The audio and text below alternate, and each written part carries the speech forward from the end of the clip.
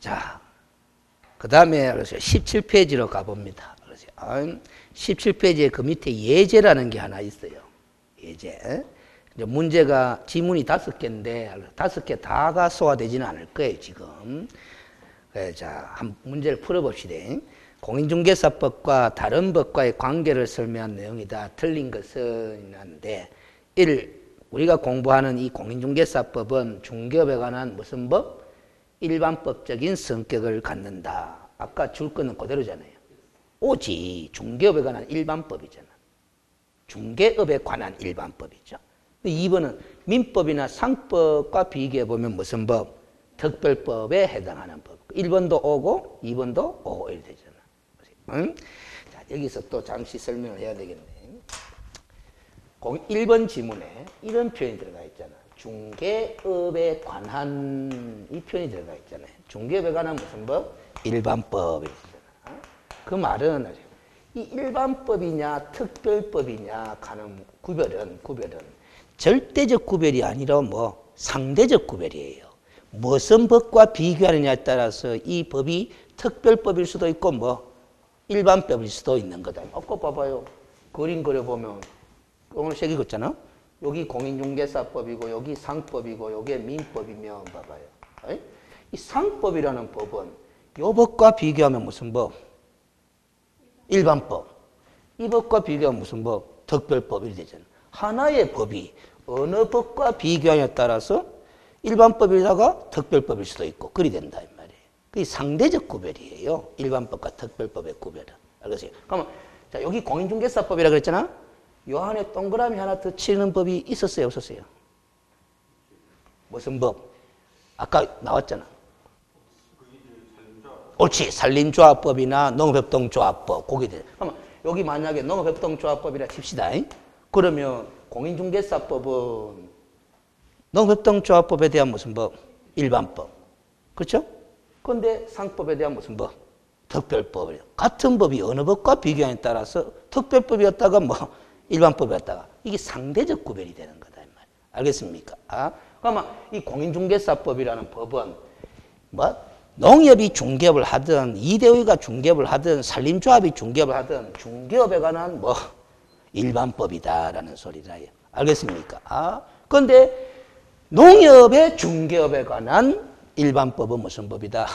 농업협동조합법이에요. 알겠습니까? 그리 되는 기다 이 말이에요. 그 농업협동조합법은 농협이라는 특별한 사람이 중개업을 행할 때 공인중개사법보다 우선해서 적용되는 무슨 법? 특별법이 되는 거라. 알겠습니까? 상대적 구별이다 하는 걸 좀 깨달아 놔야 돼. 그럼 1, 2번 다 오죠. 3번 봐봐요. 중개업에 관한 법 적용은 제일 먼저 무슨 법부터 적용? 공인중개사법부터 적용, 그 다음 상법, 민법의 순으로 이루어진다. 그럼 민법도 적용했는데 흥결이 있으면 아까 뭐라 그랬어요? 관습법. 관습법도 없으면 뭐 조리에 의한다. 자, 그럼 봐봐요. 이게 민법을 여러분이 나중에 공부하는 시험이잖아요. 그럼 민법 1조를 공부했는 수험생이라면 이 3번 지문이 기출된 지문인데, 그래서 이 3번 지문을 다시 출제할 때 출제위원이 민법 다음에 관습법, 관습법 다음에 조리하는 걸 또 집어넣어가 또 낼 수 있다 없다? 있는 거예요. 알겠습니까? 그게 이제 변형시켜내는 거예요. 우리 자격시험에 있어서는요, 이 문제가 상당히 중요합니다. 기출 문제가 중요합니다. 자격시험. 한 번 기출된 문제는 언젠가는 다시 또 출제된다. 이 명심하셔야 돼.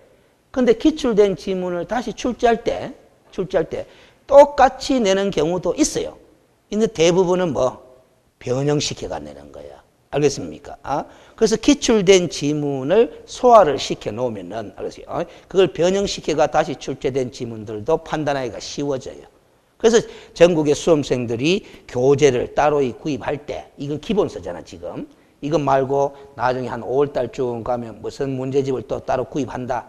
기출문제집 따로 구입해가 분석해 보는 거야. 기출문제집을 분석을 해야 적중률이 높아집니다. 실전 가서. 기출된 거를 재차 출제하는 비율이 상당히 많아요. 알겠습니까? 근데 우리 이 과목은 고득점 해야 되는 과목이라가 기출문제집 범위 내에서만 공부를 완벽히 해놔봤자 고득점이 안 돼. 7점 정도밖에 안 돼. 그럼 8, 9점 갈라 그러면은 기출문제 이외에도 뭐 새로운 문제들도 많이 달아봐야 되는 그런 과목입니다. 알겠어요? 그 다음 4번 봐봐요. 중개에 관한 행위는 상법상 기본적 상해기에 속하므로 부동산 중개에 대하여 상법상 중개업에 관한 규정의 적용을 받는다 했는데 요게 틀려버렸어요. 아까 설명을 드렸는데 이 지금 기초 강의 때 할 성격의 것은 못 되는데 자 아까 상법 갑니다. 상법에 아까 46조가 상행위의 종류라 그랬잖아. 맞죠? 상행위의 종류가 나와요. 그래서 여기 보면 1, 2, 3, 4, 5, 6 하면 쭉쭉쭉 나와. 그래서 무슨 행위 이런 게 쭉쭉 나옵니다. 이게 다 무슨 행위다? 상행위다. 여기 한 6번, 11번이구나. 11번에 가면은 무슨 행위 나온다? 중개에 관한 행위 가는 게 나와요. 알겠습니까? 그러면 중개에 관한 행위도 무슨 행위다? 상행인 거예요. 그럼 지금 봐봐요. 거기 지문에 중개에 관한 행위는 상법상 기본적 상행위에 속하므로 여기까지는 맞죠?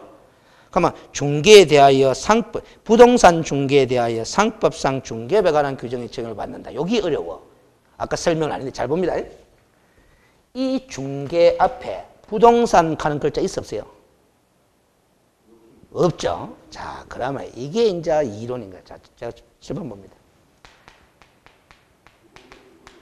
칠판 봅니다. 자꾸 공부하면 늘어나요. 민사중개 이 글자를 붙여서 제가 상사중개 하면서 뭐다 또 이 글자를 붙였어요. 둘 다 중개다 중개 아니다. 중개야. 그러면 민사중개도 요 속합니다. 상사중개도 요 속합니다. 그렇죠? 자, 그러면 상법은 이 중개에 관한 행위를 규율하고 있잖아. 그러면 민사중개도 규율할 거고 상사중개도 규율할 거다 이 말이야. 논리상. 알겠어요? 지금 여러분들 머릿속에 뭐가 민사중개고 뭐가 상사중개고 궁금하죠? 그럼 좀 더 참아. 조금 이따 공부하면 되고 일단 중개는 중개다 이 말이야. 여기 다 들어간다 이 말이야. 알겠어요? 근데 상법은 상사중개업에 관한 규정을 두고 있어요. 알겠어요? 근데 민사중개업에 관한 규정은 상법에 나온다 안 나온다? 안 나옵니다. 알겠어요? 그러면 민사중개업은 어느 법으로 규율한다? 민법으로 규율할 것처럼 느낌이 와요. 그런데 우리나라 민법에는 중개라는 글자 자체가 안 나옵니다. 그러면 중개행위는 민법의 규율 대상이 일단 원칙으로 아니다는 거지. 그러면 이 민사중개는 어떻게 규율하느냐 하면 잘 봐요. 이게 어려워. 개별법으로 규율합니다. 용어를 또 개별법이라는 용어를 썼는데 잘 봅니다. 제가 요 또 세 단어를 써볼게요. 부동산 중개도 중개다 중개 아니다.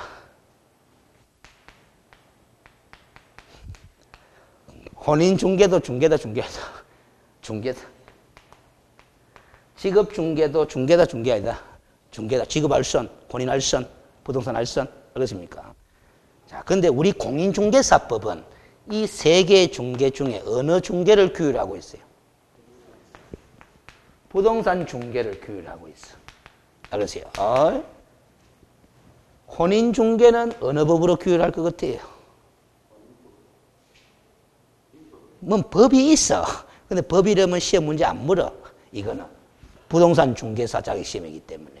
요거는 법 이름 안 해야 되는데 그냥 적어둡니다. 결혼 중개업의 뭐 관리에 관한 법률 하는 게 있어요.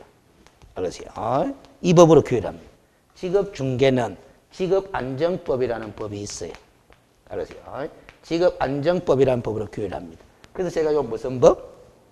개별법. 이 법들을 다 개별법, 통틀어가 개별법 한 거예요. 그러니까 이 중개 다 중개는 중개인데 따로따로 규율하는 법을 만들어 놨다라는 거예요.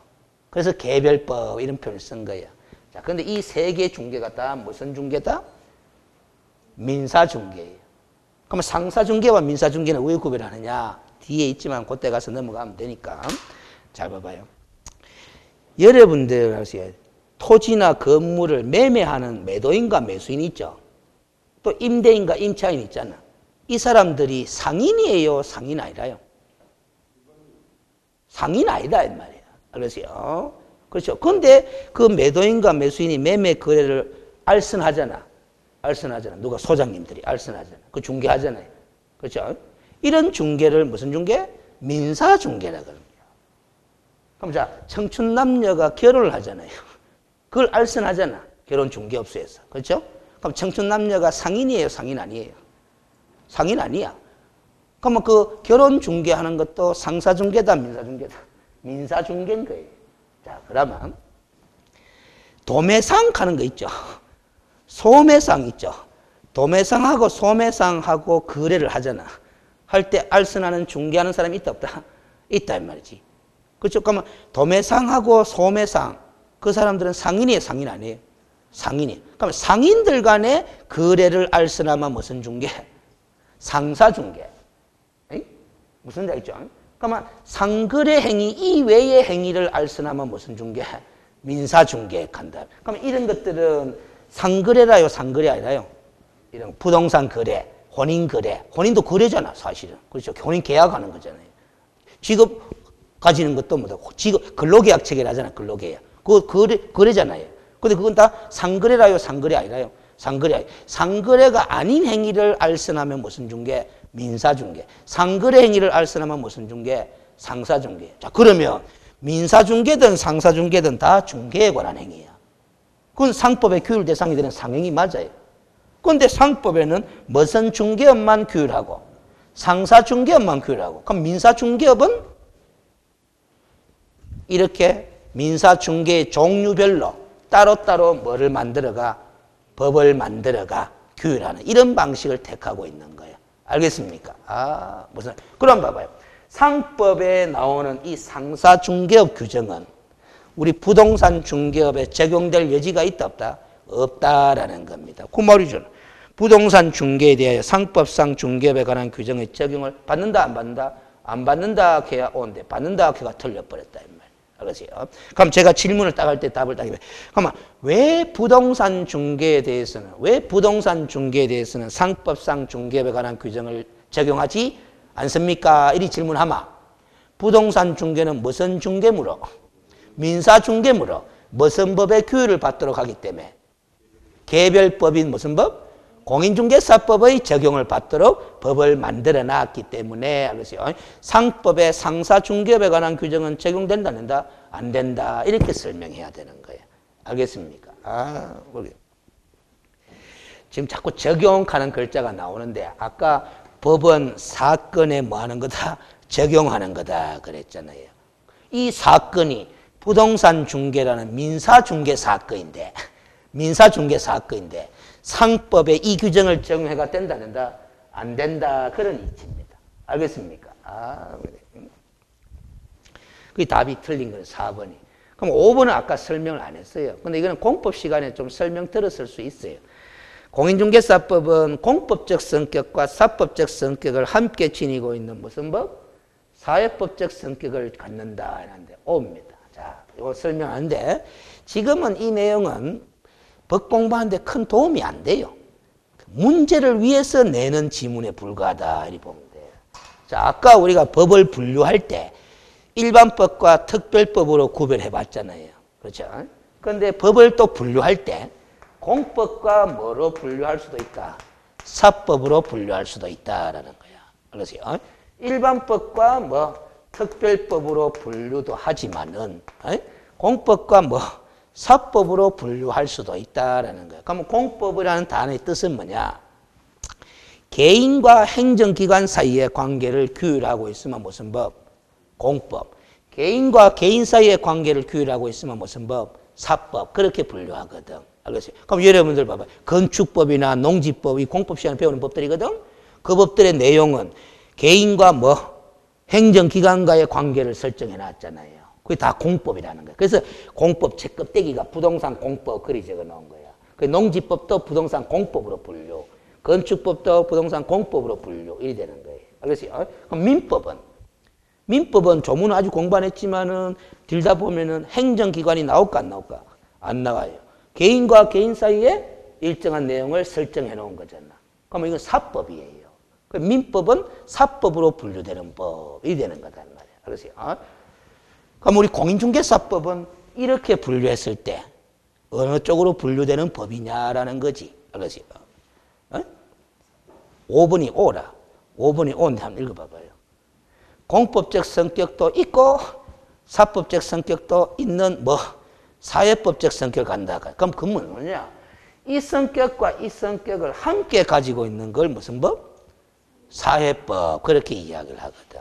알겠습니까? 그럼 우리 공인중개사법 조문은 나중에 읽어보다 보면은 행정기관이 나오는 조문도 있고 행정기관이 안 나오는 조문도 있고 이래 되는 거야.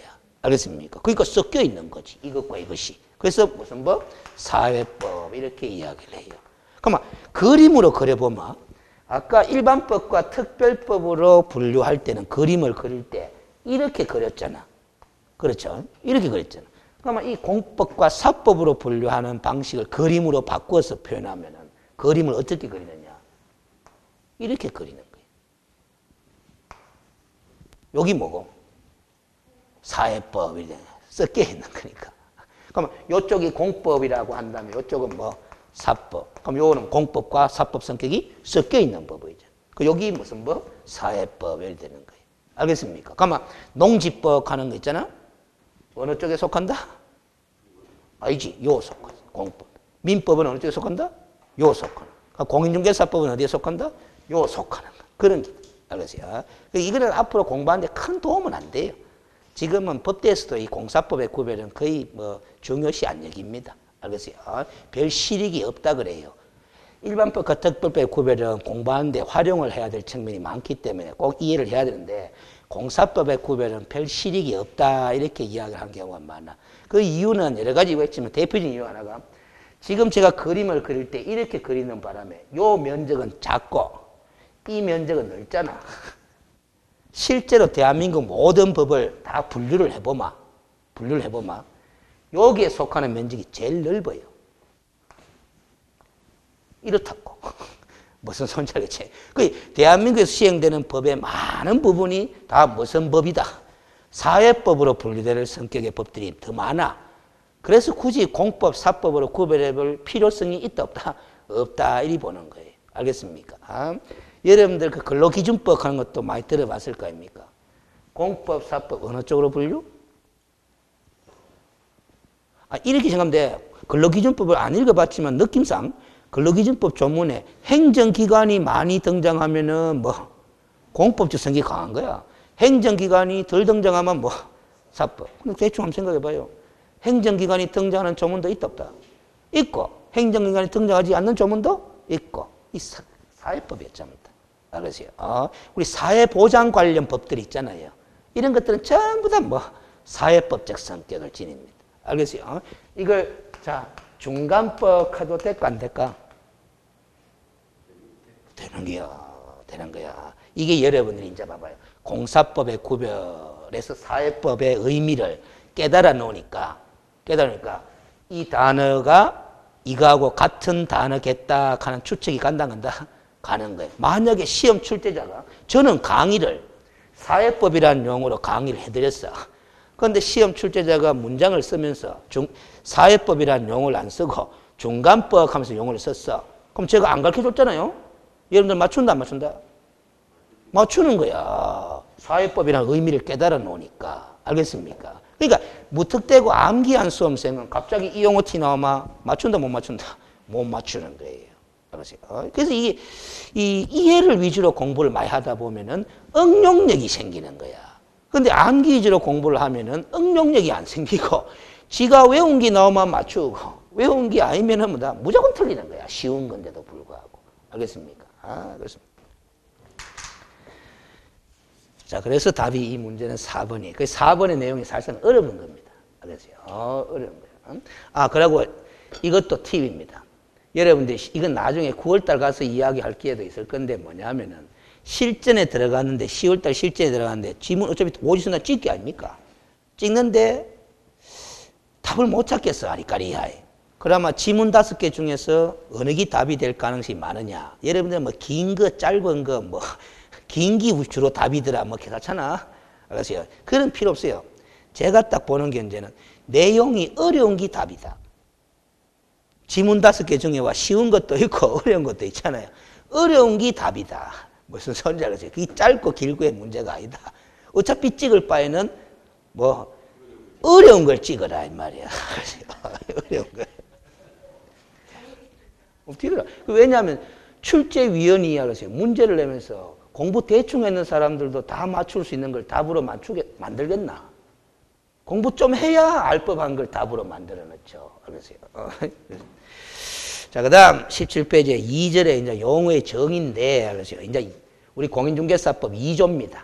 2조에 보면은 이 법에서 사용하는 용어의 뜻은 다음과 같다 해가 6개 용어에 대한 개념 정의가 나와요. 자, 제2절에 용어 정의 보면은 밑에 네모 박스 한번 봐봐요. 17페이지 제일 밑에. 이 단어는 출제 빈도가 높은 부분이며 법령에 대한 정확한 이해를 위한 기초 부분으로서 법 규정의 물리적 표현에 충실하게 용어 개념을 학습해 둬야 된다 해놨죠. 물리적 하나 한자를 써놨는데 이 뭔 뜻이냐 하면은 아세요? 이게 뭐냐면은 우리나라는 불문법주의다, 성문법주의다. 성문법주의. 그럼 결국 문자로 이루어진 법이에요. 문자이가. 물리적 하는 거는 문자 표현 그대로 외우는 건 절대 나쁜 거 아니다. 알았어요? 그러니까 막말로 우리 법전 있죠. 법전을 그대로 뜻을 알든 모르든 무조건 외우는 거는 나쁜 거는 아니다. 알겠습니까? 법조문의 문자를 그대로 외워가지고 이제 사용할 수 있도록 공부하는 게 어려울 뿐이지. 알았어요? 그 외우는 것 자체가 나쁜 건 아니에요. 알았어요? 그래서 가급적 외울 수만 있으면 외워주면 공부하는 데 상당히 도움이 됩니다. 알았어요? 그래서 우리가 사법 시험 합격한 사람이나 이 뭐 로스쿨 뭐 변호사 시험 합격한 사람들 보면 암기력이 뛰어납니다. 알겠습니까? 무슨 말인지 알죠? 심지어는 여러분들 민법 선생 한번 보라고. 민법 선생은 강의를 이제 오랫동안 해서 그런데 민법 제 몇 조 하면서 가잖아. 몇 조에 뭐가 있는지 조문 숫자까지 이야기를 해요. 알겠습니까? 민법은 충분히 그렇게 강의합니다. 근데 부동산 공법 강의하는 후영수 선생은 국토의 계획 및 이행가법률 제 몇 조 하면서 말 뭐해? 그거는 몇 조 하는 거 외울 필요도 없고 외워봤자 큰일이야. 왜냐하면 실컷 제 몇 조에 뭐가 있다고 한 거 자연스럽게 기억해도 뭐 법 바뀌면서 다 바뀌어버려요. 알겠어요? 민법은 안 바뀌거든. 알겠어요? 저도 지금 보면 강의하는 잘 들어보면은 1조에 뭐가 있고 2조에 뭐가 있고 3조에 뭐가 있고 4조에 뭐가 있고 다 거의 한 90% 이상 다 외워져 있어요. 알겠어요? 법조문은 거의 다 외우는 건 절대 나쁜 거 아니다. 알겠어요? 그 용어 정의만큼은 외우는 게 더욱더 중요해. 알겠어요? 자, 뒷페이지 봅니다. 18페이지에 보면은 양갈로 1번에 중개라 함을 나왔어. 중개. 알겠어요? 자, 높아심에서 이것도 주문을 합니다. 공부 안 했는 사람한테 중개라는 글자 한번 써봐라 하니까 이 쓴다. 이렇게 쓴다. 이렇게. 중개방송 할 때 개자 이리 쓴다. 알겠어요? 틀린 겁니다. 가해입니다. 가해 이. 알겠어요? 중개입니다. 알겠어요? 근데 한자도 알겠어요? 봐두는 게 좋아요. 중개 하니까 중자를 또 이리 쓴다. 알겠어요? 그 한자 봐봐. 뭐 돼 있는 거? 요리 돼 있잖아. 응? 요리 돼 있죠? 요리 돼 있지. 그렇죠? 이게 개자잖아. 알았어요? 근데 여러분들은 알았어요? 한자 실력이 부족할 수도 있는데 이거 가운데 중자 맞죠? 이것도 가운데 중자야.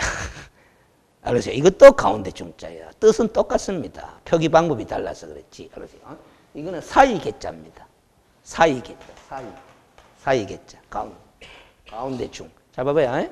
한자 풀이가 재밌어 이거는. 이건 시험하고 관계없습니다. 사람이 몇 명이에요? 이 사람이 인자잖아. 사람이 몇 명이에요? 2명이잖아. 짝대기 2개인데 2명이잖아. 2사람 가운데 들어가는 거예요. 2사람 가운데 들어가는 거예요. 그러세요? 그 매도인과 매수인 2사람 아이가, 임대인과 임차인 2사람 아이가, 2사람 가운데서 뭐 어쩌고저쩌고 하는 게 중개라는 소리예요. 그 다음에 이게 사이개체잖아. 사람이 몇 명이에요? 2명. 2사람 사이에 이게 뭐고 이게? 끼 들어가잖아. 끼 들어가잖아. 그렇죠? 근데 이 짝대기가 몇 개예요? 2개죠? 그럼 2사람이 끼 들어가는 수도 있다 없다? 있다는 게. 그 나중에 공부하면 중개라는 것은 단독 중개도 있고 뭐 공동중개도 있을 수 있다라는 걸 한자에서 알 수 있는 거예요. 알으세요? 요 소장님 2명이 협력해가 2명이 중개를 하는 수도 있다. 그걸 공동중개라 그러거든. 알겠습니까? 실무에서는 짝중개합니다. 그러나 법에서는 공동중개라 그래요. 알겠어요? 어쨌든 두 사람 가운데 끼어 들어가가 뭔가 어쩌고 저쩌고 하는 게 뭐다? 중개다라는 소리야. 알겠습니까? 그럼 그 두 사람이 누구냐라는 거지. 그거 좀 더 공부해보면서 나옵니다. 자, 양가로 1번에 중갱이에 의해놨는데 중갱이란 법 제3조 규정에 의한 중개대상물에 대하여 해서 중개대상물에 대하여 돼 있죠? 중개대상물에 대하여 동그라미를 딱 쳐요. 그거 진하게 안 돼 있네. 중개대상물에 대하여 해서 그 다음에 거래 당사자 간에 해서 거래 당사자 동그라미 칩니다. 알겠어요? 매매, 교환, 임대차 그 밖의 권리의 득실, 변경하는 행위를 알선하는 것을 말한다 해놨습니다. 그 밖에 동그라미 칩니다. 그리고 행위를 알선한다 할 때 행위 동그라미 딱 칩니다. 이게 법 제2조 제1호야. 제2조 1호야. 그러면 지금 읽은 두 줄 있죠? 여기 실제 법전을 우리가 안 갖고 있지만은 법전을 본 거나 똑같아. 법전에 그대로 글이 적혀져 있다 이 말이야. 3조 규정에 의한 중개대상물에 대하여 거래 당사자 간의 매매, 교환, 임대차 그 밖의 권리의 득실, 변경한 행위를 알선하는 것을 중개라 한다 이렇게 돼 있는 거야. 제가 아까 물리적 표현에 충실하게 암기하는 것도 좋다 그랬잖아. 요 두 줄 그대로 외워두는 것도 공부하는데 상당히 도움됩니다. 알겠어요? 자꾸 이해하라 해놔놓고 왜 외워라 하느냐. 아무리 이해 위주로 공부를 하더라도 필수적으로 암기해둘 필요성 있는 부분들은 있다 이 말이에요. 알겠어요? 그 대신에 이해를 많이 하면 할수록 암기하는 부분은 줄어든다라는 것뿐이에요. 자, 칠판 봅니다. 제가 지금 그 책에 그림이 그려져 있는데 그 그림을 제가 책 칠판을 통해서 설명을 할 겁니다. 잘 봅니다. 지금 중개의 개념을 공부하는 거야. 중개의 개념을. 거래 당사자 간의 매매, 교환, 임대차 그 밖의 권리의 득실, 변경. 자, 거래 당사자라 카마, 거래 당사자라 카마. 혼자서 거래할 수 있어 없어요? 없어요. 그러면 또 상대방이 있겠죠. 또 거래 당사자가 나옵니다. 이 거래 당사자 간에 행위를 해. 저거 둘이. 무슨 행위를 한다? 잘 봐요. 아니? 당연히 거래 당사자니까 무슨 행위를 한다? 거래 행위를 하는 거야. 거래 행위를 하는 거야. 자, 그런데 그 거래가 다양하다 안 다양하다? 다양하다. 그 다양한 거래의 대표적인 사례로 매매하는 글자를 쓴 거야. 그리고 교환하는 글자를 쓴 거야. 그리고 임대차 하는 글자를 쓴 거야. 그런데 그 다양한 거래를 다 법전에 적어주려고 하니까는 법전이 늘어나. 그래서 그 밖의 권리의 득실 변경에 관한 행위 이렇게 한 거예요. 알겠습니까? 그러면 이 문장이 한 단어로 줄이면 무슨 행위다? 거래 행위가 되는 거야. 매매 거래, 교환 거래, 임대차 거래, 그 밖의 권리의 득실 변경에 관한 거래 이렇게 되는 거야. 그 거래 행위를 누가 한다? 거래 당사자 간에 한다 이 말이에요. 자, 근데 자 봐요. 자동차라는 물건을 알으세요. 이 거래 당사자 간의 매매 행위를 할 때 알선하는 사람 있어 없어요? 있지. 중개다, 중개 아니다? 중개가 아니다 이 말이야. 아니다 이 말이야. 선박이라는 물건이 있죠. 선박 거래 당사자 간의 매매 행위를 할 때 알선하는 행위, 그런 행위를 하는 사람이 있어 없어요? 시골에 가면 있잖아. 어촌에 가면 선박 매매 그걸 알선하는 사람 있잖아. 중개다, 중개 아니다? 중개가 아니다라는 소리. 왜 아니냐? 첫 번째 줄에 3조 규정에 의한 뭐에 대하여? 중개 대상물에 대하여 가는 거예요. 그러면 요 자동차 선박은 알선해봤자 중개가 아니다는 거잖아. 아닌 이유는 선박과 자동차는 3조 규정에 의한 중개 대상물에 속한다 안 속한다? 안 속하기 때문에 그런 거예요. 알겠습니까? 그러면 3조 규정에 의한 중개 대상물 뭔지 알아야 돼요, 몰라야 돼요? 알아야 되지? 알아야 되지? 알아야 되는데 몇 페이지를 잠시 가보느냐 하면은, 자, 조금 뒤로 가서 35페이지로 갑니다. 35페이지로 가면은 2번 제목이 법정 중개대상물 돼 있잖아. 그렇죠? 1번이 토지죠. 저 밑에 2번이 뭐로 돼 있어요? 그 밖에 토지 정착물 해놨죠? 그 다음에 한 두 페이지를 또 넘겨봐. 38페이지에 보면은 양갈로 3번에 그 밖에 대통령령이 정하는 재산권 및 물건에가 1번이 임목이죠. 임목에 관한 법률의 임목.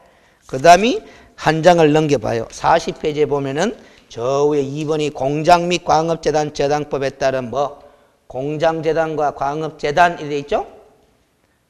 자, 이게 바로 3조 규정에 의한 중개대상물이야. 표현이 있어요. 제3조 규정에 의한 중개대상물을 정하는데, 그러면 이 중개대상물이 어떤 물건인지는 몇 조에 적어놨다? 3조에 적어놨다. 3조가 법으로 정해놓은 게잖아요. 그래서 이걸 법정 중개대상물 그렇게 이야기한단 말이지. 그러면 법정 중개대상물에 관한 우리 3조 조문을 보니까 자동차 선박은 적혀져 있다, 안 적혀져 있다? 안 적혀져 있다. 그럼 이거는 중개대상물이다, 아니다? 아니다. 중개대상물이 아닌 물건에 대한 거래를 알선해봤자 중개다, 중개 아니다? 중개가 아니다라는 소리예요. 알겠습니까? 그러면 토지는 법정 중개대상물에 들어간다, 안 들어간다? 들어간다. 토지 들어가잖아? 토지라는 물건에 대한 거래 당사자 간의 매매 거래 행위를 알선하는 것은 중개다, 중개 아니다? 중개다 이렇게 되는 거야. 무슨 소리인지 알겠어요? 그런데 여기서 또 한 번 헷가닥 사고에 전환을 해야 되는데, 우리 자동차 중고 매매상 같은 데 가봐요. 가보면은 중고 자동차 매매 거래하는 거 알선하는 사람이 있다, 없다? 있다. 그것도 다 중개한다 하는 말을 쓴다, 안 쓴다?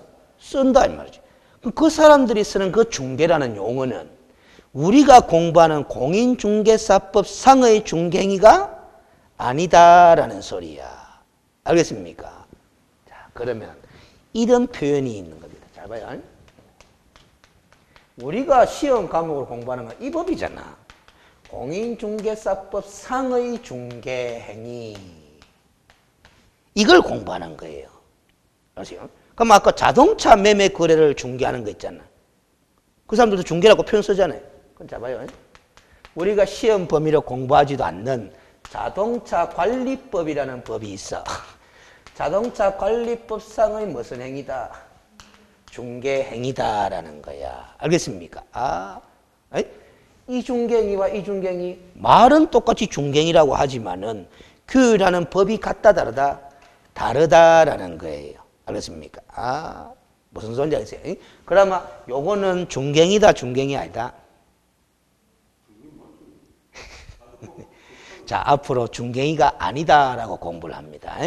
중개행위가 아니다라고 공부합니다. 알았어요? 아니다. 그러면 그렇게 공부하면 헷갈릴 것 같잖아요. 그럼 어떻게 하느냐? 이렇게 말을 하면은 안 헷갈려요. 제가 질문을 이래 했잖아요. 이게 중개행위입니까? 아닙니까? 물었잖아? 그럼 이렇게 하면 돼요. 그거 공인중개사법상 중개행위는 아니다. 이렇게 하면 돼. 알았어요? 공인중개사법상 중개행위는 아니다. 항상 무슨 법상의 행위는 아니다. 이런 식으로 말하는 연습을 하면 됩니다. 알겠습니까? 자, 근데 시험 문제는 그래서 어떻게 낸 줄 알아요? 만약에 봐봐요. 이 표현을 그냥 다 띠부리봐. 띠부리면 둘 다 중개행위 맞아요, 안 맞아요? 맞지? 그러면 이제 시험 문제 풀 때 힘들어지는 거야. 이것도 중개행위고 이것도 중개행위인데. 그렇지? 그래서 요즘 시험 문제는 왜 나오느냐 하면은, 이렇게 나와요. 자, 1번 문제가 나오잖아. 나오면은 문제가 나오잖아요. 그리고 지문이 5개 쭉 나오잖아. 요 앞에, 번호 앞에 글자가 뭐 나오겠어요? 다음은, 다음 중, 뭐 이런 식이 나올 것 같잖아. 안 그래요. 문제 내는 사람이 항상 이렇게 내. 공인중개사 법령상 무엇에 관한 설명이다. 옳은 것은 틀린 것은 이리 물어. 알겠어요? 요 말을 꼭 써줘. 써주면은 자, 요 1번 지문에 자동차 매매를 알선하는 행위는 중개 행위가 아니다. 이렇게 시험 지문 나오면 OX, O열이 되는 거야. 알겠습니까? 무슨 말이죠? 왜냐면 자동차 매매를 알선하는 행위는 중개행위, 실제 중개행위라고 부르지만은 문제가 뭐로 돼 있다? 공인중개사 법령상으로 선을 딱 꺼줬기 때문에 이건 중개행위가 아니다 하면 O가 되는 거야. 근데 만약에 출제위원이 이거 안수족부잖아. 안수족부만 이거 O예요, X예요? O일 수도 있고 X일 수도 있고 이래가 이신형 들어버린다고. 그래서 여러분들 그 기출문제를 다운받아가 보시면은 거의 90% 이상의 문제가 다 뭐 공인중개사 법령상 하면서 글자가 들어가요. 알겠습니까? 그러면 자동차, 선박 이런 거는 공인중개사 법령상 중개대상물이다 아니다? 아니다. 이리 되는 거예요. 알겠습니까? 선박은 선박법상 중개대상물은 될 수 있겠지. 알겠어요? 그러면 항상 근거되는 법이 다르면 구별해야 되는 거예요. 그게 법공부입니다. 알겠습니까? 근거대. 아까도 연습 좀 했잖아. 우리가 중개업 하게 되면 상사 중개업도 있고 뭐 민사 중개업도 있는데 이 둘 다 중개업이다, 중개업 아니다? 둘 다 중개업은 중개업이야. 그러나 상사 중개업은 어느 법으로 규율하고 있고 상법으로 규율하고 있는 조문이 따로 있어. 우리 시험 범위는 아니지만은. 그러면 민사 중개업은 무슨 법으로 규율하고 있더라? 개별법으로. 알겠어요? 왜 민법으로 규율 안 하고 개별법으로 규율하느냐? 민사 중개업의 종류가 아까 부동산 중개업, 혼인 중개업, 직업 중개업처럼 민사 중개업의 종류가 다양하다, 안 다양하다? 다양한데 이 다양한 민사 중개업들을 민법이라는 하나의 법으로 똑같이 규율하면 합리적이다, 불합리적이다? 불합리적이니까 따로따로 개별법을 만들어가 규율하고 있는 거예요. 알겠습니까? 그러니까 근거되는 법을 구별할 줄 알아야 됩니다. 알겠어요? 그게 법공부의 기본 마인드입니다. 알겠어요? 그 여러분들 딱 이 적당이잖아. 알겠어요? 예를 들어서, 예를 들어서, 자, 이건 너무 쉬워. 많이 들어서. 여러분들 운전면허를 취득해야 운전을 적법하게 할 수 있도록 법을 만들어 놨잖아요. 어느 법에 따라서 운전면허를 취득하는 거다? 도로교통법에 따라서 운전면허를 취득하는 거야. 그러니까 운전면허에 근거되는 법이 무슨 법이다? 도로교통법이 되는 거예요. 알겠어요? 무슨 얘기지? 근데 여러분들 자동차 신차 출고하면은 아세요? 보험 가입하잖아요. 그렇죠? 종합보험은 의무 가입이에요, 아니에요? 아니에요. 종합보험은 가입 안 해도 돼. 근데 무슨 보험은 의무 가입이다? 책임보험 가는 거 있잖아. 몇 푼 안 내야 되는 거. 그거 책임보험 가입 안 하고 운전하다가 나오면 나중에 벌금인가 나올 수 있단 말이죠. 종합보험 가입 안 해도 돼. 나중에 보장이 안 된다는 것 뿐이지. 그러면 책임보험을 의무적으로 가입해라 하는 법이 있다 없다? 있다면 그게 무슨 법? 다 근거법이 있다는 거예요. 그 법 이름까지는 몰라도 좋아요. 알겠어요? 자동차 손해배상 보장법 하는 게 있단 말이야. 알겠어요? 법 이름까지 몰라도 다 근거되는 법이 있다 하는 이런 마인드는 갖고 있어야 돼. 알겠습니다. 여러분들 농지 취득할 때 농취증 발급받아야 된다, 안 받는다? 받아야 된다 하는 거 상처도 알잖아? 법이 그런 법이 있다는 거죠? 그 법 이름은? 몰라도 좋은데 있다는 걸 알아야 돼. 농지법 하는 거예요. 알겠습니까? 그러면 농지법은 우리 부동산 공법의 시험 범위에 들어간다, 안 들어간다? 들어가거든. 그러면 이제 농지법이 있다 하는 것만 알아가 될 게 아니고 시험 범위에 들어가니까 농지법을 공부해가 농지 취득 자격증명을 발급받아야 되는 경우 발급받지 않고도 농지를 취득할 수 있는 경우 가릴 수 있앤다 없앤다? 있어야 되는 거야. 그 시험 범위에 들어가기 때문에. 알겠습니까? 그래서 농지법 시험 문제에 이 문제가 잘 나와요. 다음 중 농취증, 농지 취득 자격증명을 발급받지 않고도 뭐 농지를 취득할 수 있는 경우가 아닌 것은 막 이런 식으로 빼빼과가 문제 낸다 이 말이에요. 알겠습니까? 그래서 시험 지문에 자주 냈던 것이 주말 체험 영농이야. 취미 영농 목적으로 농지를 사잖아. 살 때 농지 취득 자격증명 발급 대상이냐 아니냐. 이거 자주 물어본 게다 이 말이에요. 발급 대상이다 아니다. 지금 여러분이 농지법 공부했다 안 했다? 안 했다. 그럼 농지법 공부하면 거기 나온다 안 나온다? 나와. 거기대로 공부해가 시험 쳐야 되는 거야. 알겠습니까? 아, 무슨 얘기 있죠? 공부하면 돼. 알겠어요? 농지증 발급 받아야 됩니다. 그렇죠? 그 취미 영농 목적으로 농지를 취득할 때도 농지 취득 자격증명 발급 대상이다. 대상입니다. 알겠습니까? 아, 공부를 안 했으니까 모르는 거야. 그러니까 봐, 공부 안 했는 사람이니까 실수하기 딱 좋잖아, 그거. 그러니까 그런 걸 잘 묻는다 이 말이에요. 그럼 공부한 사람은 농지증 발급 대상인 거 알고서 맞춰요. 단지 농지증 발급 신청할 때 농업 경영 계획서를 작성하지 않아도 돼요.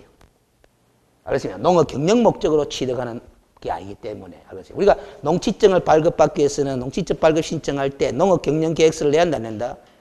내야 됩니다. 옛날에 그 농지위원 2 이상의 동의를 받던 제도가 농업 경영 계획서 제도로 바뀌었거든. 근데 그걸 내야 되는데 이 취미 영농 목적이거나 아니면 교육용 목적으로 농지를 취득할 때라든가 아니면 뭐다 이 종작 개발 목적으로 실험용으로 뭐 실습 용지로 농지를 취득할 때는 농지 취득 자격증을 발급받긴 받아야 되지만은 농업 경영 목적이 아니기 때문에 농업 경영 계획서 작성이 면제되는 케이스야. 알겠습니까? 그런 게 다 농지법 공부회가 이제 정리되는 기단 말이야. 근거법이 그런 거예요. 자, 이게 이제 여기 중개야, 중개. 다시 한번 정하면 자동차 매매 거래를 알선한 행위는 중개행위다 아니다? 아니다. 무슨 법상의 중개행위가 아니다? 공인중개사법상의 중개행위가 아니다. 그런데 우리는 이제 앞으로 공인중개사법상에 하는 말은 생략합니다. 왜냐하면 시험 문제가 다 뭐를 써주니까 공인중개사 법령상이라고 제안을 해주니까 굳이 공인중개사 법령상 하는 말을 안 쓰고 강의합니다. 알겠어요? 자, 여기서 조금 더 설명합시다. 아마 그 토지나 건축물, 임목이 있었고 광업재단이 있었고 공장재단이 있었잖아. 그렇죠? 이런 물건 중에 한 가지 물건에 대해서 거래 당사자 간의 거래행위, 이 다양한 거래행위를 할 때 알선한 행위는 뭐다? 중개행위가 맞아요. 알겠습니까? 자, 그러면 나중에 3조 가서 공부할 때를 미리 대비 좀 합니다. 토지인데 전국의 토지도 종류가 많다. 많다 말이죠. 가장 대표적으로 자 봅니다. 개발 제한 구역으로 지정된 토지가 있어요. 있잖아. 개발 제한 구역, 그린벨트로 묶여 있는 토지가 있다. 여러분들 자꾸 묶여 있다 이렇게 실무에 쓴 거잖아. 그럼 뭐가 묶인 거예요? 그 이 묶여 있다 하는 이 표현 때문에 자꾸 오해를 한다 이 말이야. 그래서 저 거래라 그랬어. 개발 제한군의 토지 묶인 토지 맞아요. 매매할 수 있어요, 없어요? 있지. 안 묶였어. 알겠습니까? 매매할 수 있어요. 그러면 개발 제한군의 토지를 거래 당사자 매도인과 매수인이 매매 거래를 하잖아. 할 때 알선한단 말이죠. 중개 가능해요, 불가능해요? 가능하다 이 말이야. 알겠어요? 무슨 소리인지 알죠? 그러니까 나중에 시험 문제가 이런 것도 나와요. 개발 제한 구역으로 지정된 토지도 중개 대상물이 될 수 있다 하면 이래 되는 거야. 알겠습니까? 그런데 자, 또 조금 더 가면 개발 제한 구역보다 좀 더 센 거. 군사시설 보호구역으로 지정된 토지도 중개 대상물이 될 수 있다라는 거야. 그래 할 수 있잖아. 알겠어요? 그런데 그걸 누가 사악하면 된다 안 된다? 안 된다 이 말이지. 알겠습니까? 사고자 하는 마음을 문 사람이 있으면 살 수는 있다 없다? 있다 이 말이지. 현실적으로 중개가 행해지나 안 행해지나 묻는 게 아니고 중개가 가능한 물건이냐 아니냐를 물어보는 것이죠. 알겠습니까? 그런 거예요. 그런데 왜 개발 제한 구역이다, 군사시설 보호구역이다 하면 묶였다 하노? 거래할 수 있는데 왜 묶였다? 거래가 묶인 게 아니고 뭐가 묶였다? 이용이 묶였다. 이용이 묶였다. 알겠어요? 내 마음대로 이용한다 못한다? 못한다라는 거예요. 그래서 나중에 부동산 공법을 공부하면은 토지, 특히 부동산 중에 토지에 대한 규제를 공부 많이 하는데 이용 규제를 위주로 공부를 많이 하는 거예요. 여러분들 부동산 공법 시간에는 토지에 대한 무슨 규제를 위주로 공부 많이 한다? 이용 규제를 위주로 공부를 많이 하는 거야. 이용 규제. 알았어요? 이용 규제. 그 여러분들 지금 표정을 보니까 한마디만 던져주면 그 이용 규제하고 연결이 되겠네.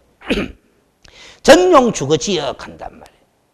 그렇죠? 땅에다가 행정기관이 무슨 지역으로 지정을 했다? 전용 주거지를 지정했는데 그 전용 주거지로 지정된 토지를 내가 소유하고 있어요. 팔아먹을 수 있어 없어요? 있지. 거래할 수 있지. 거래 규제는 없어. 그런데 그 전용 주거지이기 때문에 전용 주거지역의 지정 목적에 맞는 행위만 할 수 있지. 그 지정 목적에 안 맞는 행위로는 토지를 이용한다 못한다? 뭐 하는 거야? 아파트 짓는다 못 짓는다? 못 지요. 못 져. 알았어요. 전용 주거지역에는 아파트를 못 짓습니다. 내 땅이 수만 평 돼도 알겠어요. 그걸 아파트 부지로 사용한다 못한다? 뭐 합니다. 무슨 소리인지 알겠죠? 그게 이용 규제라는 거야. 알겠어요? 그래서 우리가 이제 이 그 공법 공부하면서 용도 지역제를 제일 기본적으로 공부를 하는 건데 그 용도 지역에 따라서 이제 이용 가치가 달라지는 거거든요.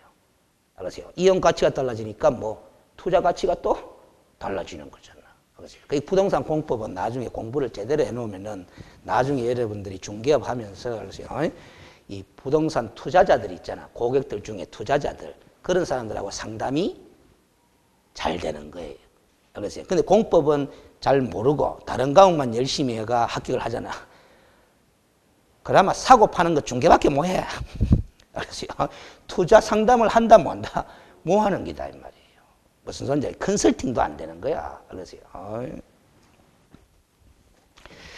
자, 근데 이게 중개입니다. 자, 여기서 알겠어요? 용어를 좀 몇 개 익혀놓고 가야 됩니다. 지금은 기초라서. 요 중개하는 알선하는 사람을 뭐라고 부르겠어요? 그 뭐라고 그래? 개업공인중개사라고 되어 있잖아. 예? 개업공인중개사라고 적어놨잖아. 그렇죠? 요 사람이 뭘 하는 거다?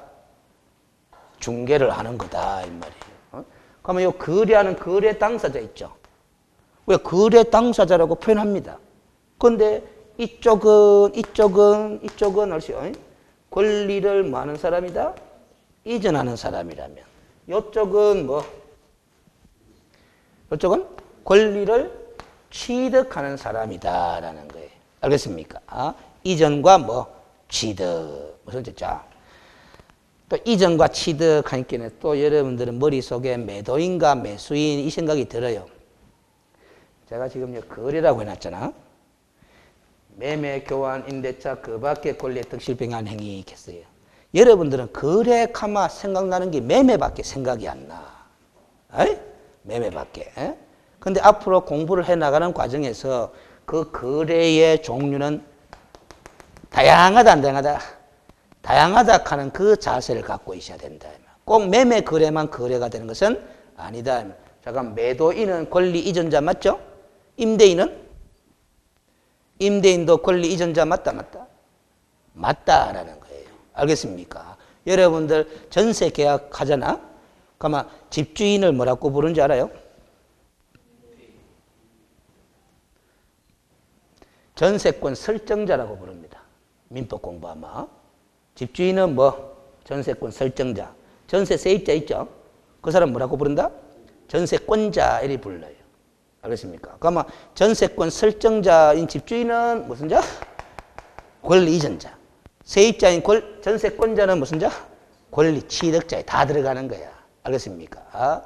거래의 내용을 들다 보면은 매매 거래든 교환 거래든 임대차 거래든 전세 거래든 저당권 거래든 다 거래를 들다 보면 한쪽은 권리를 넘겨주고 한쪽은 뭐 권리를 취득하게 되는 사람인 거예요. 그래서 권리 이전자, 권리 취득자 이렇게 용어. 지금 용어를 익히는 과정이야. 앞으로 공부할 걸 대비해서.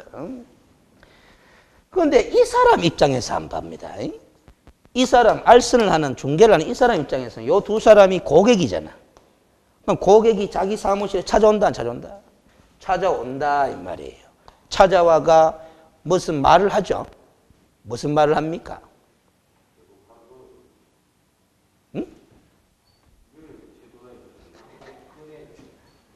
이렇게 하는 거예요. 집 팔아 주이소 하는 게 아니야. 알겠습니까? 요 사람이 와가 이 사람이 하는 일은 뭐예요? 요거잖아, 요거. 그러면 이 사람들은 요 사무실에 와가 뭐 해주이소? 알선 해주이소. 내가 매매할란다. 알선 해주이소. 내가 임대 거래할란다. 알선 해주이소. 내가 전세 거래하려한다. 알선 해주이소. 중개주이소라고 이야기하는 거예요. 중개 의뢰를 하는 거야. 의뢰. 그래서 중개 의뢰인 이렇게 부른다 이 말이에요. 알겠습니까? 이 사람도 찾아와가 의뢰할 수 있죠. 그렇죠? 이 사람도 뭐라고 부른다? 중개 의뢰인이라고 부른다 이 말이에요. 그러면 이 사람들은 이전하는 쪽이니까 앞에다가 무슨 의뢰인? 이전 중개 의뢰인. 이쪽은 뭐 취득 중개 의뢰인. 이렇게 용어를 이제 공부해야 돼. 앞으로 법조문 공부할 때 이런 용어들이 나온다, 안 나온다?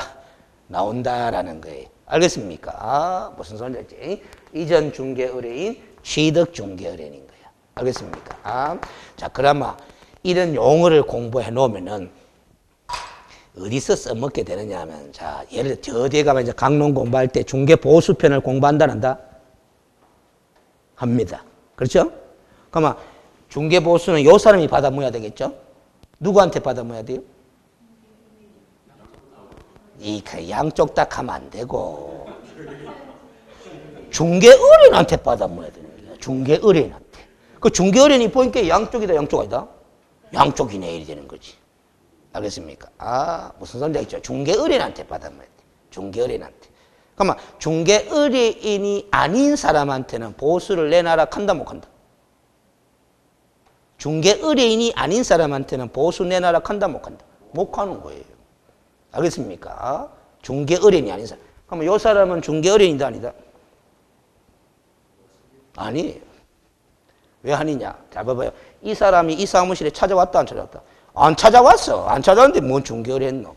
그래서 매도인과 매수인, 임대인과 임차인이 자기들끼리 만나가 거래할 수도 있어 없어요? 있잖아. 그러면 그 매도인 거래 당사자 맞죠? 그 임대인 거래 당사자 맞죠? 근데 자기들끼리 만나가 했잖아. 제3자인 개업공인중개사가 도와준 적 있어 없어요? 없어요.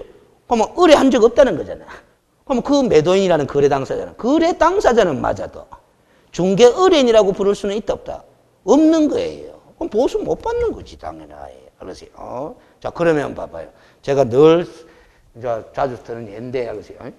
벼룩시장 교차로 있잖아요. 이런데 집 팔랐고 매물 광고 내는 사람이 있다 없다?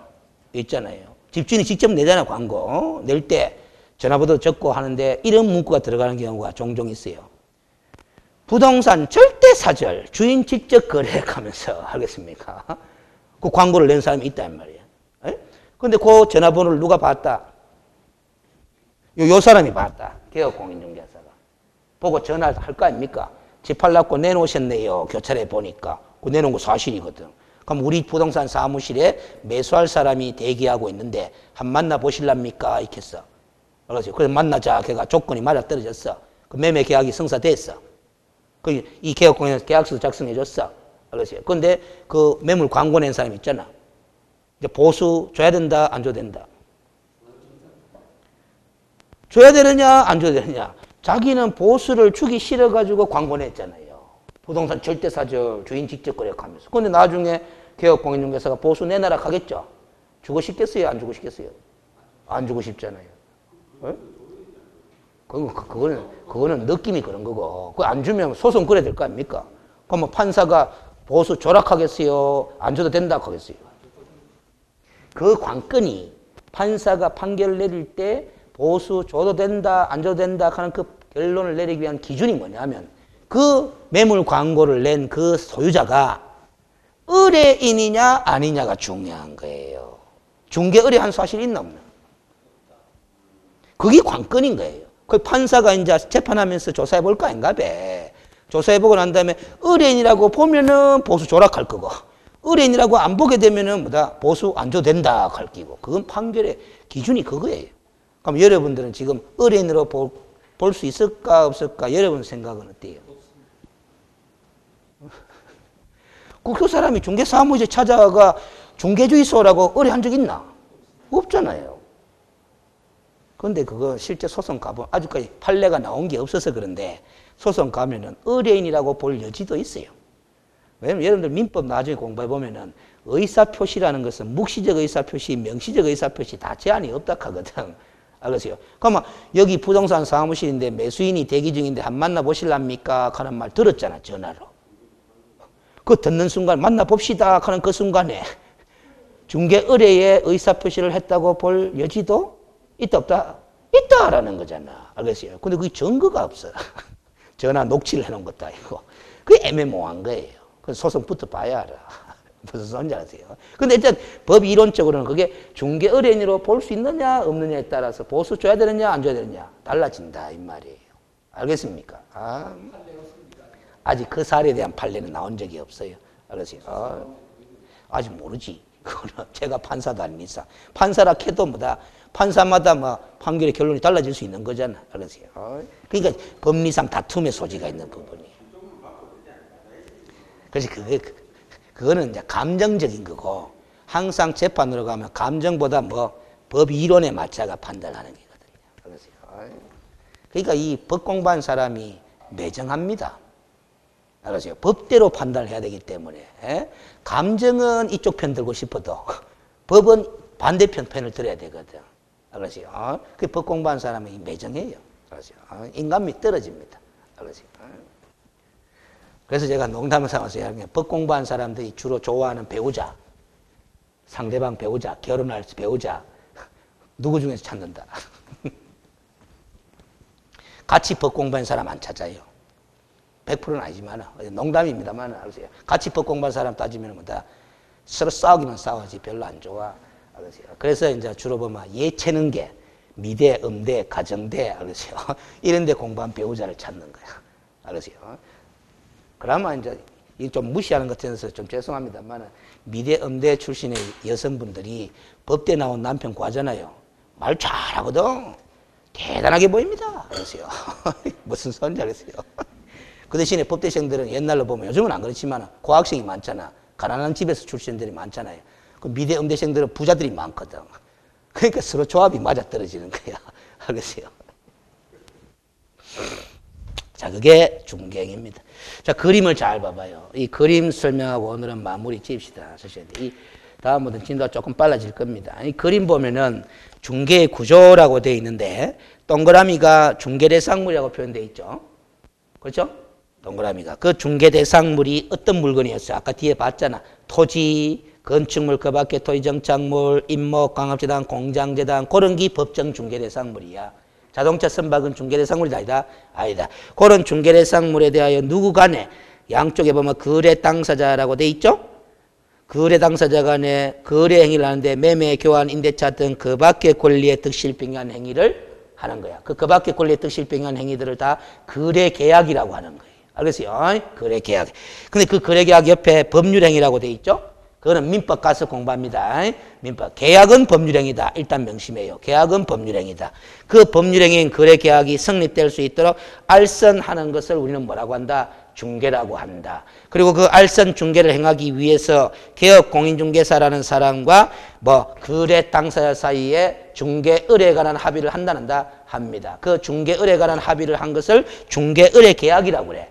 중개 계약, 중개 의뢰 계약, 의뢰하는 글자를 생략하기도 합니다. 중개 계약이라고 해. 그래서 이전 중개 의뢰인과 중개 계약 체결했으면 이전 중개 계약, 취득 의뢰인과 중개 계약을 체결했으면 뭐 취득 중개 계약 그렇게 하는 거야. 알겠습니까? 그래서 요 그림을 딱 보면 이제 중개 보수는 의뢰인한테 받죠? 근데 의뢰인이 한쪽입니까? 양쪽입니까? 양쪽이죠. 그 양쪽으로부터 다 받는다 이런 말 하죠? 근데 제가 그림을 이리 그려볼게요.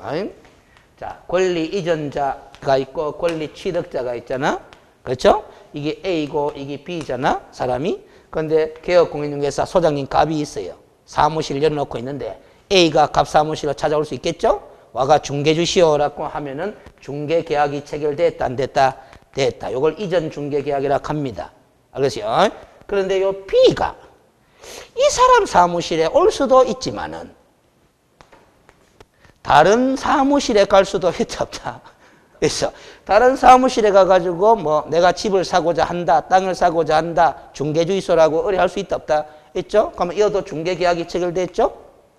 취득 중개계약이죠? 그런데 이 A와 B 사이에 거래가 이루어지기 위해서는 요 갑이라는 소장님하고 을이라는 요 개업공인중개사 두 사람이 협력을 해야 된다. 해야 되는 거예요. 협력을 해서 알선하는 거야. 이게 바로 무슨 중개다? 공동중개가 되는 거예요. 알겠습니까? 이거 공동중개에서 거래가 성립돼, 보수는 반이 아니고, 보수는 아까 누구한테 받는다 그랬어요? 의뢰인한테 받는다 그랬잖아. 갑의 의뢰인은 누구? A. 갑은 A한테 받고, 을의 의뢰인은 누구? B잖아. B한테 받는 거야. 알겠습니까? 자신의 중개 의뢰인한테 받는 거죠. 이 A는 의뢰인이 아니잖아. 알겠습니까? 그 여기 이제 결국 반토막 나는 셈이지, 결국에는. 그런데 우리가 반토막이라고 볼 수는 없습니다. 참 이 사람들이 오해를 하는데, 반밖에 안 된다는데. 이 A라는 사람이 갑한테 보수를 주기로 약속할 때 100만 원 약속했습니다. B는 을한테 보수 약속할 때 120만 원 약속했잖아요. 그럼 이게 왜 반이고? 알았어요? 이 의뢰인과 개업공인중개사가 보수 지급에 관한 합의를 할 때 법정 중개 보수 한도를 초과하지만 않으면 되기 때문에 초과하지 않는 한도 내에서 구체적인 금액을 합의할 수 있다 없다? 합의할 수 있고 그 합의된 금액이 서로 같을 수도 있고 다를 수도 있는 긴데. 알았어요? 그래서 만약에 이 B라는 취득자도 갑한테 의뢰했잖아? 그러면 의뢰할 때 보수를 100으로 할 수도 있지만 120 할 수도 있다 없다? 있습니다. 그러면 갑이 혼자서 중개를 했겠죠? 이 단독 중개인데 거래가 이루어지면 A한테는 얼마? 100. B한테는 얼마? 120. 이렇게 받는 거예요. 더블로 받는 게 아니다 이 말이에요. 알겠습니까? 합의된 금액대로 받는 거예요. 알겠습니까? 그러면 당장 이 B가 기분 좋으나 나쁘나? 기분 나쁘잖아요. A한테는 100 받기로 해놓고 와 내한테는 20만 더 받노 이 말이지. 알겠어요? 그래서 뭐라 하는가 여기 영업 전략이 전술이지 전략이 아니고 갑이 B한테 120 받을 때 절대 내한테 120 줬다 소리 하지 마이세요. 저쪽에 150 받았는데 120 받으면 요거도 먹습니다. 무슨 소리인지 알겠어요? 그 서로가 얼마 든지 알면 좋다 안 좋다? 안 좋다라는 거잖아요. 알겠어요? 그런 게 됩니다. 자, 요 정도로 하면 됩니다. 자, 그런데 그 밑에 관련 판례가 하나 있어요. 그림 밑에. 무슨 절차라고 나와요? 경매 절차라고 나오는데 이 경매 절차라는 것은 거래 당사 사이의 거래행위에 의해 목적물을 취득하는 절차가 아니라 거래에 의해서 취득하는 절차가 아니라 집행법원이 소유자의 의사에 반하여 목적물을 강제로 환가하는 절차여서 그 경매 절차 부분의 중개대상물에 대하여 거래 당사자의 매매 등 권리 득실 병행 행위를 알선하는 법제 2조 1호에서 말하는 중개행위가 개입될 여지가 있다 없다? 없다라는 겁니다. 자, 봐봐요. 부동산 경매 물건을 내가 낙찰받잖아? 낙찰받아도 소유권이 변동이 돼요, 안 돼요? 변동이 되죠? 그런데 그 경매 절차에서 소유권이라는 권리의 변동이 일어나는 부분에 제3자인 개업공인중개사의 알선행위, 중개위가 개입될 여지가 있다, 없다? 없다라는 판례거든. 왜 없느냐? 경매에 의해서 권리의 득실 변경이 일어나는 것은 거래다, 거래 아니다? 거래가 아니다라는 겁니다. 알겠습니까? 당사자 간의 계약 체결에가 물건의 변동이 일어나는 거 아니다라는 거예요. 법률의 규정에 의해서 권리의 변동이 일어나는 거야. 알겠습니까? 그래서 법률의 규정에 의해서 권리의 득실 변경이 일어나는 부분에는 중개가 개입될 여지가 있다 없다? 없다. 그래서 상속도 경매처럼 권리의 변동이 일어나죠? 그 상속 부분에 중개가 개입될 여지 있다 없다? 없다라는 소리예요. 알겠습니까? 그런 게 되면.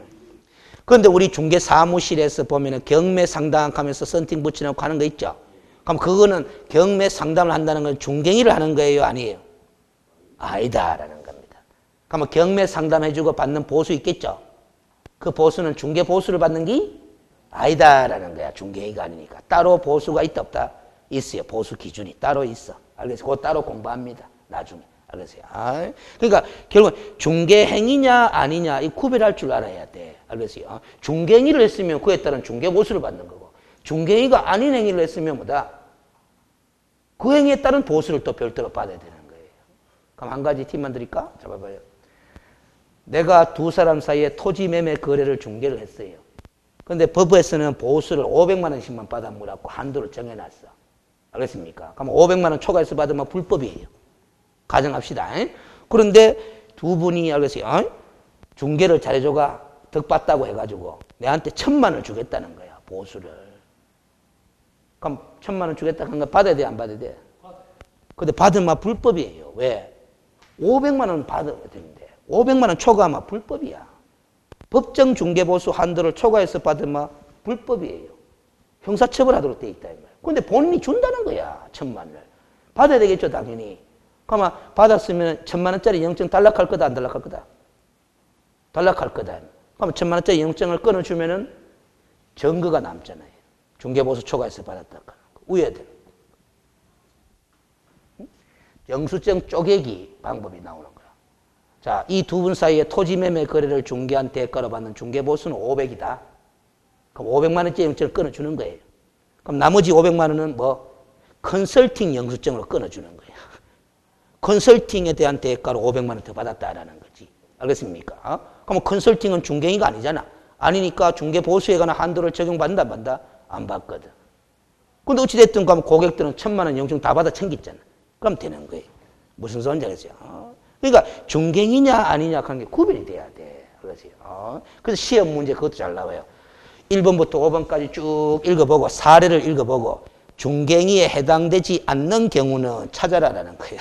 알겠습니까? 그런 자, 오늘은 여기까지를 하는데 알겠어요. 이런 식으로 진도 나가는 부분은 오늘하고 다음 주 시간만 그렇고 그 다음부터는 총칙이 끝나기 때문에 조금 더 속도를 붙일 거예요. 알겠어요? 셋째 주부터는. 알겠어요?